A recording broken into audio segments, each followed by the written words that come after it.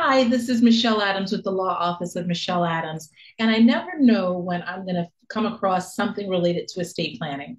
So the other day I was watching The Real Housewives of Atlanta, and of course, not of course, but an estate planning topic came up, and of course it intrigued me because I wanted to see the angle or the spin that it was going to take.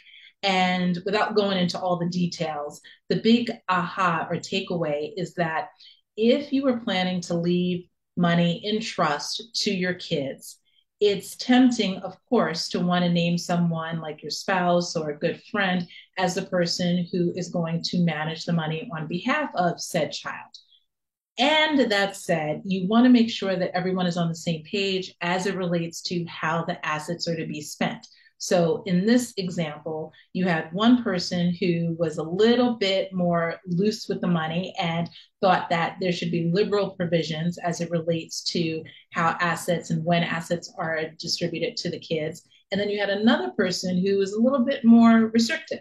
And in his mind, he wanted to make sure that the money was not just something that was a given and that they could use it for whatever they wanted, but that it was really seen as a gift and it's something to be valued and cherished. So, all of that to say is that when you are naming someone to serve as a trustee, first, make sure that you all are in agreement as to how and when those distributions are going to be made. Because it's hard for a trustee to be put in a position where, they have the beneficiary knocking on one end saying, "Where's my money?" And then they know that the person who created the trust may or may not have wanted the money to be given out so freely or may have.